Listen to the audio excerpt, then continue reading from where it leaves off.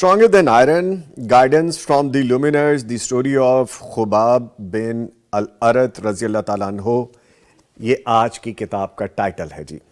اور پہاڑوں جیسی استقامت اور دین کی سچی محبت میں ڈوبی زندگی کی پرعزم داستان اس میں رقم کی گئی ہے، جس کی ایک ایک سطر مسلمان کو دین پر جم جانے کا درس دیتی ہے.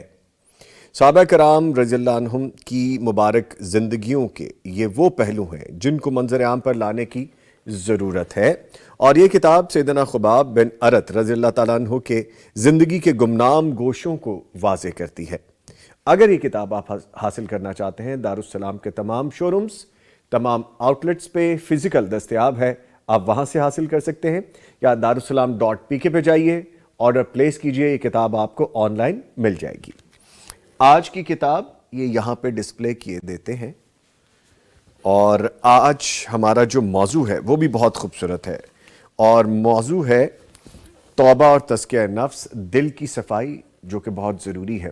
جیسا خوبصورت موضوع ہے اس سے کہیں خوبصورت ہماری شخصیت بھی ہیں، جو کہ ہمیں آج اس کے بارے میں ایجوکیٹ کریں گی. کبھی کبھی تشریف لاتے ہیں لیکن بہت کچھ سکھا کے جاتے ہیں. تعارف کروا دیتا ہوں، شیخ الحدیث و تفسیر ہیں پروفیسر محمد سعید کلیروی صاحب، ان کو خوش آمدید کہیں گے. سر السلام علیکم. کیسے سر؟ خیریت سے؟ ماشاءاللہ ہنستے مسکراتے، لہلہاتے، چہچہاتے، جگمگاتے نظر آ رہے ہیں ماشاءاللہ. لیکن بھاگتے نہیں. سر کہاں جانا ہے، محبتیں آپ کی. بہت شکریہ، بہت شکریہ، آپ تشریف لائے، جزاکم اللہ خیرہ.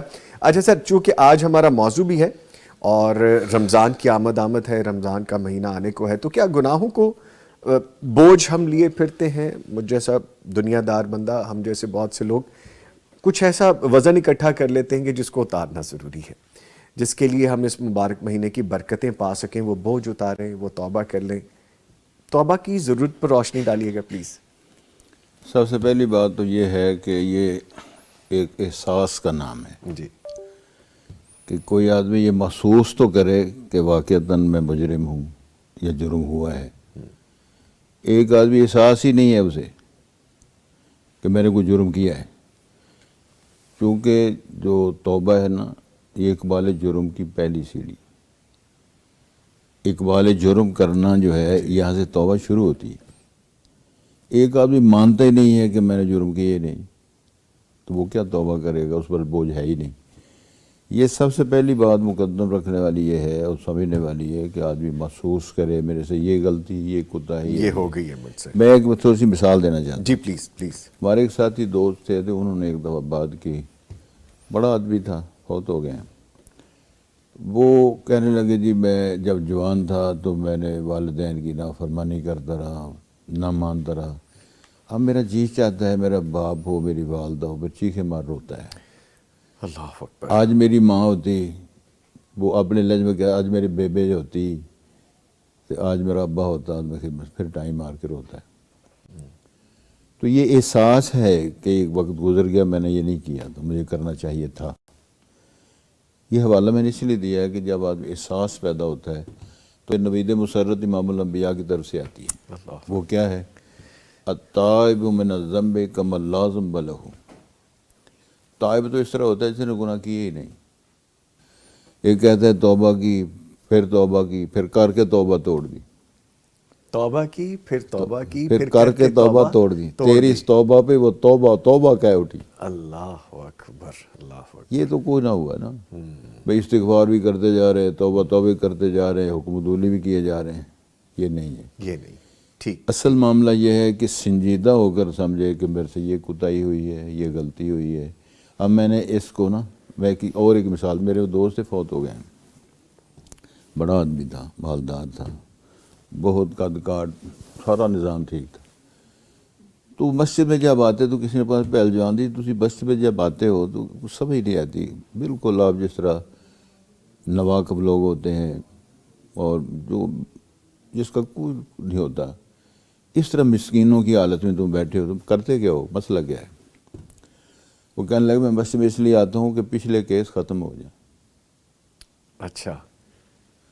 میں مسجد میں پچھلے کیس ختم کرانے کے لیے آتا ہوں، نیا کیس بنانے کے لیے نہیں آتا. اللہ اکبر، اللہ اکبر. یہ بھی کیسی سوچ ہے، مثبت ہے کہ میں اللہ کے دربار میں آیا ہوں، خطا کار ہوں.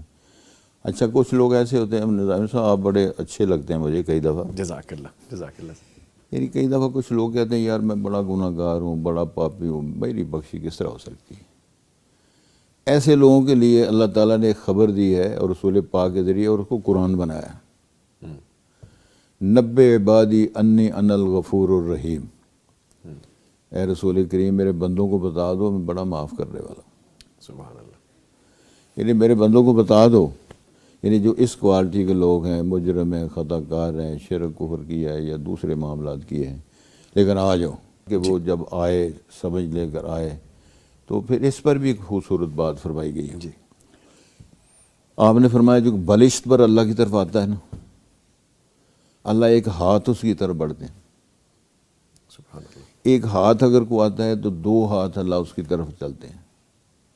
اگر اتنا چل کے آتا ہے اللہ دوڑنا شروع کر دیتے ہیں. یہ مثال دی ہے. سبحان اللہ کی شان نہیں ہے دوڑنا، شان نہیں، یہ محبت کے لیے فرمایا گیا ہے، سمجھانے کی. سمجھانے کے. اگر کوئی دوڑ پڑتا ہے تو پھر اللہ اس کو اگوش رحم لے کے ہمیشہ کے لیے اپنا بنا لیتے ہیں.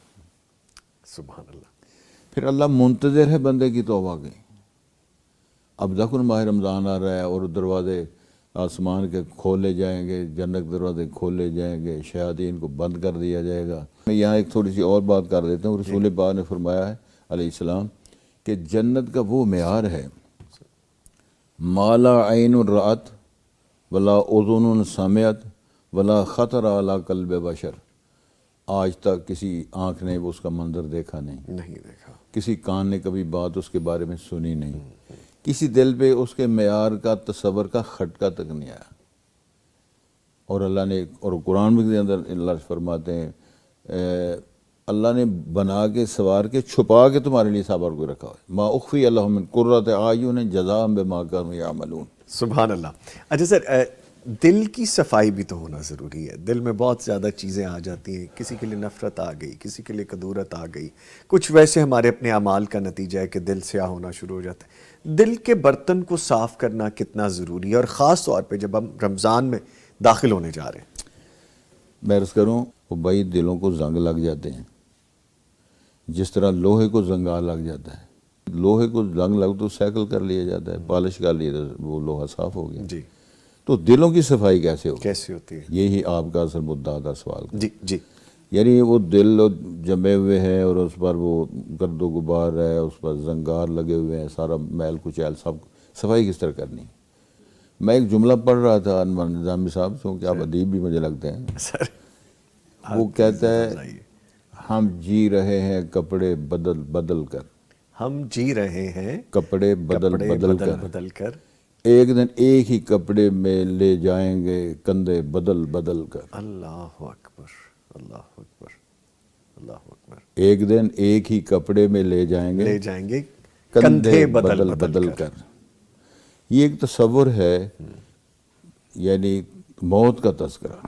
قرآن کو پڑھیں، قرآن کی تلاوت کریں، موت کو یاد کریں، تو ظاہر ہے جب یہ کام کریں گے دل صاف روشن ہونا شروع ہو جائے گا، اور پھر آپ کا جی چاہے گا اللہ کو منانے کے لیے.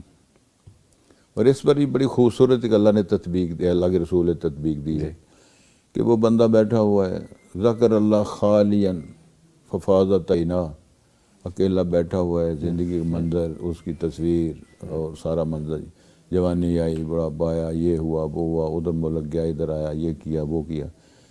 اب وہ کہہ رہا ہے تو میں نے کچھ بھی نہیں کمایا. ذکر اللہ خالین ففاضت عینا، اس کی آنکھیں بہہ پڑتی، اللہ گویا کہ اقبال جرم کر کے وہ شرمندہ ہو جاتا ہے. ایک اور مجھے بات یاد ہے، میرے بزرگ دوست ہیں جی. تو وہ کہتے ہیں یار کلیری میں آپ کو بات بتاؤں. اے جی بتاؤ. میں رات کو نا روز حساب کرتا ہوں، تو پھر میں اللہ سے کہتا ہوں اللہ تو ہی سارا کچھ میرے حال نکلتا تو میرا تو کچھ بھی نہیں نکلتا. سبحان اللہ. یعنی وہ ایک ایسی ندامت کی ایک ایسی لسٹ ہے کہ ادھر بھی میری کوتاہی ہے، یہ بھی اللہ کا احسان ہے، یہ احسان ہے، میں پیچھے رہ گیا ہوں. یہ چیز ہے جو انسان کے دل کی صفائی کا طریقہ. کثرت ذکر الموت و تلاوت القرآن، جب یہ کرے گا دل صاف شفاف ہوگا. سبحان اللہ. مجھے ایک واقعہ یاد آ گیا، آپ کی اجازت سے تھوڑا سا وقت لے لوں، ہے یہ وقت آپ کا؟ ہاں آپ نے قرآن کا ذکر کیا، یقین کیجئے قرآن کا ساتھی ہونا آپ کی زندگی میں اس سے بڑی بلیسنگ نہیں ہے۔ میں ایک جگہ ٹریول کر رہا تھا ہائی وے پہ، 3-4 گھنٹے کی لمبی مسافت تھی، صبح سویرے کا ٹائم تھا، یہ 2 سال پہلے کا میں آپ کو بتا رہا ہوں۔ اکیلا ٹریول کرتے ہوئے بندہ کبھی اوور سپیڈنگ کر جاتا ہے، لیکن قرآن میرا ساتھی تھا، قرآن کریم کی تلاوت چل رہی تھی۔ آپ یقین کیجئے مجھ سے کچھ آگے 3 گاڑیاں بری طرح سے ایکسیڈنٹ ہوئیں، اور میں اتنے آرام سے، جیسے مجھے کسی نے کچھ کہا ہی نہیں، اور میں آگے جا کے سائڈ پہ رکا۔ یہ قرآن کی برکت تھی، قرآن کے ساتھ کی برکت تھی یہ۔ سو یہ ساتھی آپ کو کہیں پہ تکلیف نہیں آنے دیتا۔ اللہ کے فضل و کرم سے دنیا و آخرت میں سمجھتا ہوں خدام قرآن میں اگر نام لکھا جائے، سبحان اللہ۔ بلکہ وہ ایک حدیث مجھے یاد آ گئی، یہ 2 صورتیں قیامت والے دن، سورہ بقرہ آل عمران، جی، سایہ بن جائیں گی، سفارشی بن جائیں گی، اور جب تک اس کو معافی نہ ملے گی وہ چھوڑیں گی نہیں۔ سبحان اللہ، سبحان اللہ۔ تو میں یہ پیغام دینا چاہتا ہوں، سورہ بقرہ کا تلاوت کرنا، سورۃ الفاتحہ کا تلاوت کرنا، اور آیت الکرسی کو ورد کے طور پہ کرنا، اور لا الہ الا انت سبحانک انی کنت من الظالمین کرنا۔ بلکہ ایک اور خوبصورت بات ہے کہ یہ اللہ تعالیٰ سے معافی مانگنے کا جو طریقہ ہے، اس میں بڑے بڑے خوبصورت ہمیں پیغام دیے گئے۔ پوچھا کہ حسن بصری سے رحمہ اللہ، کسی نے جی میرا نہ کاروبار ٹھیک نہیں ہے، تو میں نے استغفار کیا کروں۔ کوئی آدھا کہتا جی اولاد نہیں ہے، فرمایا استغفار کیا کروں۔ ایک کہنے لگا یہ حالات بڑے خراب ہیں، وہ دہشت گردی، یہ وہ سارا ہوتا ہے، استغفار کیا کرو۔ وہ چلے گئے لوگ۔ حازم بدر میں کسی نے پوچھا حضرت یہ کیا آپ کام مختلف ہیں، پریشانیاں مختلف ہیں، نسخہ ایک ہی بتا رہے ہیں؟ ایک ہی بتا رہے۔ کہنے لگے سورہ نوح پڑھو۔ رب العالمین نے جناب نوح سے فرمایا تھا، اور وہ کہہ رہے ہیں اللہ سے دعا کرتے ہوئے، فَقُلْتُ اسْتَغْفِرُوا رَبَّكُمْ إِنَّهُ كَانَ غَفَّارًا يُرْسِلِ السَّمَاءَ عَلَيْكُمْ مِدْرَارًا وَيُمْدِدْكُمْ بِأَمْوَالٍ وَبَنِينَ وَجَنَّاتٍ وَيَجْعَلْ لَكُمْ أَنْهَارًا مَا لَكُمْ لَا تَرْجُونَ۔ اللہ سے پکار مانگو، استغفار کرو، اولاد بھی ملے گی، بارشیں بھی آئیں گی، مال و زر بھی ملے گا، سارا کچھ ہوگا۔ اس کا معنی ہے کہ اقبال جرم کرنا، استغفار کرنا، یہ بہت بڑی بڑھوتی ہے۔ بہت بڑی بات، ٹھیک ہے۔ اچھا سر، مجسوں کو سمجھنے کے لیے تھوڑا سمجھائیے گا سادہ الفاظ میں، تزکیہ نفس سے مراد کیا ہے؟ ایک تو یہ، دوسرا ایک عام مسلمان کی زندگی میں کیسے تبدیلی لاتا ہے یہ؟ آپ میں کیا ایک دم چینج آتا ہے؟ پاکیزگی کا تصور ہے، جس طرح آدمی ہر گند سے بچتا ہے، پیوریفیکیشن بالکل اس کی، جی بچتا ہے نا، وہ اپنا چہرے کو تو صاف کرتا ہے، لوگ دیکھتے ہیں کہ اس کو نہیں شکایت کرتے، اس کو اللہ دیکھتا ہے۔ صحیح۔ یہ تصور کرے کہ میں ایک اور لہجے سے بات کر سکتا ہوں الحمدللہ۔ کچھ لوگ کہتے ہیں جی کیمرے کی آنکھ دیکھ رہی ہے، مثلا کیمرہ نہیں ہے، جی، گیٹ بھی بند ہے، لائٹ بھی بند ہے، تو قرآن بھی اللہ ارشاد فرماتا ہے میں تو تمہارے ساتھ ہوتا ہوں۔ میں ساتھ ہوں۔ پھر ایک اور لہجے میں بات ہوتی ہے، کوئی شہادت نہ ہو، یہ 2 اور یہ 2، 4 گواہ تیرے ساتھ ہیں، ان کی شہادتیں کیسے بچو گی؟ یہ خود بولیں گے، بتائیں گے۔ میں اس کی وضاحت اس طرح ہے نا، قرآن مجید میں لکھا ہوا ہے کہ کچھ لوگ قیامت والے دن اس طرح اللہ کے سامنے فراڈیاں ماریں گے، یہ تیرے فرشتوں نے سارا کچھ کیا ہے، یہ جو فائل بنی ہوئی ہے میرے خلاف، جو ہے نا اقرا کتابہ کا کفا بنفسک اليوم علیک حسیبہ، تو وہ اسی طرح کہیں گے یہ تیرے فرشتوں نے ہمارے خلاف کیس بنا دیے، ہمارا تو جرم کوئی نہیں تھا۔ حلیم قدیر علیم علی کل شیء قدیر، وہ فرمائے گا اچھا جی تم پھر کس طرح مطمئن ہوتے ہو؟ وہ یہی کہیں گے جی یہ ہمارے اعضاء جو ہیں یہ گواہی دیں، باقی کسی اور شہادت کی ہم مطمئن نہیں ہوں گے۔ تو قرآن مجید کا لکھا ہوا ہے الیوم نختم علی افواہہم وتکلمنا ایدیہم وتشہد ارجلہم، ان کے ہاتھ پاؤں کو گواہیاں اور شہادتیں دے جو کرتے رہے کہ میں نے وہ مرکز سے جوتا میں نے اٹھایا تھا، سائیکل میں نے اٹھائی تھی، فلاں یہ کیا تھا، موبائل میں نے چوری، گواہی آ جائے گی، گواہی ملے گی۔ پھر وہ کاٹے گا ان کو منہ سے کہ میں تو تم جہنم سے بچانے کے لیے فراڈی ماری تھی، تم کیوں بول رہے ہو؟ اس کا بھی جواب ہے انطقنا اللہ الذی انطق کل، ہم نہیں بول رہے، اللہ بلا رہا ہے۔ اللہ اکبر۔ اللہ کلام کرنے پہ کرانے پہ قادر ہے، وہ اللہ بلا رہا ہے۔ تو سوال اصل یہ تھا کہ دل کی صفائی، جی، یہ صاف کرنا ہے اس لیے کہ وہ تو سارا کچھ جانتا ہے، بلکہ ایک اور اس طرح کا لے جائے. ہم کہتے ہیں نا یار میں بڑا گناہ گار ہوں، یہ ہے وہ ہے. ایک نے کہا تو کہہ نہ کہہ وہ سارا کچھ جانتا ہے. وہ جانتا ہے جی. یہ تصور جب آ جائے گا نا کہ کوئی گواہ نہیں ہے، کوئی کیمرہ نہیں ہے، کوئی تصویر نہیں ہے، ویڈیو نہیں ہے، کوئی ایسا معاملہ نہیں. رب السماوات والارض یعلم ما فی الصدور، وہ جانتا ہے. ما توسوس بنفسہ ونحن اقرب، وہ ساری بات لکھی ہوئی ہے. تمہارے وسوسات، خیالات کی دنیا، سارا کچھ وہ جانتا. یہ تصور کر کے جب ہم اس سے وعدہ کریں گے یہ بات ختم، آج کے بعد یہ معاملہ ختم، یہ سلسلہ ختم، تو اللہ اللہ خیر صلی اللہ. ٹھیک ہے. اچھا سر، زبان سے توبہ کر لی اور زبان سے کہہ دیا ٹھیک ہے میں آئندہ ہی نہیں کروں گا، توبہ استغفار ہو گیا. دل سے توبہ، جو سچی توبہ ہے، وہ کیسے ہو سکتی؟ یہ سب تو پہلی بات ہے کہ اللہ سے عہد کیا جائے گا. لو جی یہ جرم ہو گیا، آئندہ نہیں ہوگا، یہ غلطی ہوگی، آئندہ نہیں ہوگی. اور اوپر شرمندہ ہو اس بات پہ کہ میں نے جو کیا ہے، کوتاہی ہوئی ہے، یہ نہیں ہونی چاہیے تھی. توبہ نصوح اسی کا نام ہے نا، جی جی کہ وہ ایسی صاف پاک ہو کہ آئندہ وہ جس طرح کتنے واقعات آتے ہیں کہ پرانے جاہلیت دور آپس میں ملے، وہ کہنے لگے جی اب بس تائب ہو گئے ہیں، ایسا کوئی معاملہ نہیں کہ ہم اس طرف آئیں. تو کچھ ایک ایسا ہوتا ہے کہ ماحول بھی انسان کو تھوڑا سا نا گائیڈ کرتا ہے. میری طرف ذرا توجہ فرمائیں. سر میری ایک عادت ہے کہنے کی. جناب یوسف ہیں، قرآن نے بیان فرمایا، جوان ہیں، کنوارے ہیں، خوبصورت ہیں، بلکہ کائنات کا نصف حسن ان کو دیا گیا ہے. بی بی نے کیا دعوت دی ہے؟ ہے طلاق. ہے طلاق کا مفہوم عام یہی ہے کہ جو نخرہ ناز کر کے عورت کسی کو مائل کر سکے، اس کا ہے. قرآن کی یہ عبارت ہے. تو جواب ہے معاذ اللہ، بی بی ہمارا ماحول نہیں ہے، ہمارا کاروبار نہیں ہے. خیر چلتے چلتے باغے دروازے کھلے، آگے گئے الفیا سید حلات الباب، آگے خامد کھڑا ہے. وہ سارا مضمون ہی بدل گیا. بی بی نے اندر کیا دعوت دی ہے، بار مضمون بدل گیا. پریشان ہو گئے جناب یوسف کہ یا اللہ یہ بن کے رہا ہے. آواز آتی ہے اندر تو نے ہمارا خیال رکھا تھا، بار ہم تیرا خیال رکھیں. رکھیں گے. سبحان اللہ.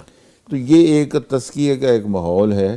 کوئی دیکھے نہ دیکھے، ویڈیو بنے نہ بنے، کیمرہ ہو نہ ہو، یہ دل کی صفائی آپ کے ساتھ اس کا تعلق ہے. آپ نے خود اس کا نقشہ بنانا ہے. ٹھیک ہے. جب دل صاف ہو گیا ہے الحمدللہ پھر زبان بھی صاف ہو گئی.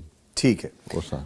اچھا سر، رمضان سے پہلے کسی کا مال دبایا ہوا ہے، کسی کی جائیداد دبائی ہوئی ہے. زندگی میں پتہ نہیں کتنے ایسے رمضان لوگوں کے آئے ہوں گے، گزر گئے ہوں گے. کسی کا مالی حق غصب کیا ہوا ہے، کسی کا دل دکھا دیا ہوا ہے. توبہ کا کیا طریقہ ہے؟ وہ لوٹا دیا جائے یا اس کے ساتھ کچھ اور بھی کرنا جائے؟ پڑے گا؟ بس کہ موج میلہ نہ کیا جائے، گھر جائے. ہاں. گھر جائے، جا کے اس کو مال واپس کرے، جو دینے والا ہے اس کو دے. غلطی ہوئی ہے تو اس سے معافی مانگے. ناراض کیا تو اس راضی کرو. راضی کرو. جی بالکل. پیسے اس کے لین دینے ہیں تو پیسے جا گھر دو. کہنے لگے جی ماہ رمضان آ رہا ہے، تو اس کا معنی نہیں ہے کہ ماہ رمضان آئے تو پھر کھا جائے. یہ تو کوئی جواز یہ نہیں ہے. رمضان کے علاوہ بھی ہے. ہاں رمضان کے یہ ہمہ وقت ہے. یہ نہیں صرف ماہ رمضان ہے جب دے دو اس کو راضی کرو. کوئی ناراض ہے اس کو راضی کرو، جو اس کا دینا ہے اس کو دو. اور اس کو شاہد اور گواہ بناؤ کہ یار تم راضی ہو جاؤ.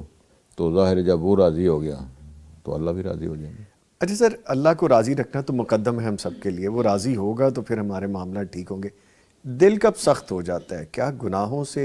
وہ کون سے ایسے عمل ہیں کہ ایک تو جن سے دل سخت ہو جاتا ہے، دوسرا اس کو ٹھیک کرنے کے لیے کہ نرم ہو جائے، اپنی اصل حالت میں آ جائے؟ یہ ہے کہ دل سے وہ جو سخت اس لیے ہوتے ہیں کہ ایک نقطہ لگتا ہے. ایک جرم کیا، توبہ طیب نے کی، رجوع اللہ نے کیا، پھر ایک اور نقطہ لگا. وہ چلتے چلتے چلتے چلتے ختم اللہ علیہ قلوب والا تصور ہے. وہ دل سیاہ ہو گیا، کالا ہو گیا، سخت. ثم قست قلوبکم من بعد ذلک، قرآن نے مثال دی ہے. وہ بھتیجے نے قتل کیا نا، سورہ بقرہ، چچے کو قتل کر دیا، پھر رونا شروع کر دیا. موسیٰ کلیم اللہ کا دور ہے. لوگوں نے کہا جی موسیٰ علیہ السلام دعا کرو وہ مسئلہ حل ہو جائے. دعا کی، اللہ نے فرمایا گائے ذبح کرو. وہ مذاق بن گیا.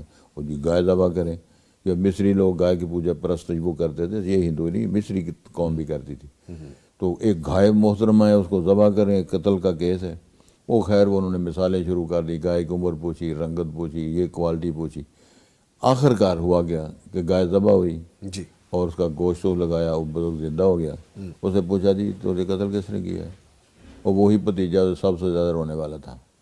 اس پہ اللہ نے تبصرہ کیا ہے اس واقعے کے بعد، مردہ زندہ کر شہادت دلوانے کے باوجود، ثم قست قلوبکم من بعد ذلک فہی کالحجارہ او اشدو کا، تمہارے دل سخت ہو گئے، تمہیں شرم آنی چاہیے تھی کہ وہ اتنے مردہ نے زندہ ہو گئے، اللہ نے یہ سارا کام کروایا ہے۔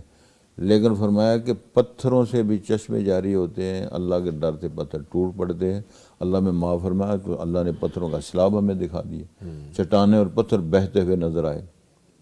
کسی نے کہا تھا نا، جی چڑھتے سورج ٹلدے ویکھے تے بجھے دیوے بلدے ویکھے، ہیرے دا کو مل نہ جانے تے کھوٹے سکے چلدے ویکھے، تے جس دا نہیں جگتے کوئی او بھی پتر پلدے ویکھے، رب دی رحمت دے نال بندے پانی اتے چلدے ویکھے۔ مینوں کہندے نے دال نہیں گلدی، میں پتھر گل دے ویکھے، پتھر دل بھی گل دے ویکھے۔ اصل گزارش یہ ہے کہ جب آدمی رجوع اللہ کرتا ہے، یہ سخت ہوتے ہیں دل جرائم سے، ٹھیک ہے، اللہ اس کے رسول کی اطاعت کرنے سے ایمان بڑھتا ہے اور نافرمانی کرنے سے کم ہوتا ہے۔